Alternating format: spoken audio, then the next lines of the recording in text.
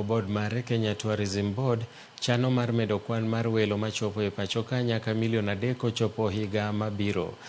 Apisa maduong' mar board no June Chepkemoi owacho ni board no oketo chenro mar neno ni Kenya dhi kamoro achiel kod pinje mamoko motelo e kwan mar welo malimogi kaka piny mar South Africa kod Misri. Chal makama e kuonde dago lee mag bunge ma pachoka oseketo Kenya e picha maber e piny mangima kaka kanyono mowinjore gi jolimbe maoko kaachiel gi ma pachoka. Yamo makudho mayom kadho wadh nam chumbi ka bathe bende nitiere kar dago lee ma Masai Mara, Amboseli kaachiel gi Tsavo. En mwandu ma Kenya nigodo manyalo geto ywayo jolimbe kendo kelo nweng'o ne Kenya. In Tsavo West we have a number of interesting sites. One of them is the common Msima Springs. The waters that comes out of nowhere is crystal clean. Kuonde dago lee ma Tsavo, Amboseli, Masai Mara ni kod kit lee mopogore opogore magin kaachiel gabich madongo mong'ere kaka The Big Five. Magi gin kaka sibuoche, liech, jowi, omuga to kod kwach. Magi gin lee malombo jolimbe kendo giyudo thuolo mar nenogi achiel gachiel ka gitimo limbe e kuonde dago lee ma pachoka. Lee mamoko mayoyo jolimbe gin kaachiel gi magwar kod nyakech.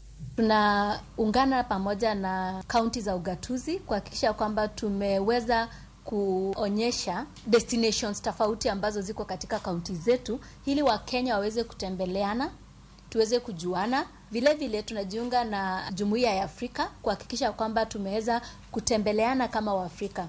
Tuko na Waafrika takriban bilioni 1.3 ambao wanaweza kutembeleana wenyewe kwa wenyewe. Yore mag wuoth moketi gi serikal kaka gach okolo mar SGR osemedo bero sekta mar limbe e pachoka ka kwan jolimbe osemedore nyaka milion 1.9 e higa mokalo kowuok e milion 1.4 e higa mar 2022. Ka jokanyo e sekta mar limbe wacho ni Kenya nyaka rido kanda mondo migikal Afrika ma milambo mosekalo Kenya e kwan mar jolimbe matimo limbe higa ka higa. Before you can even stay in one of the game park lodges, your bill is already over 20,000 shillings. That is just park fees and taxes. Simply unbearable, and we are just chasing away people. When you compare Kenya and South Africa, it's because South Africa has progressed. We have stagnated. Governance in Kenya is devolved.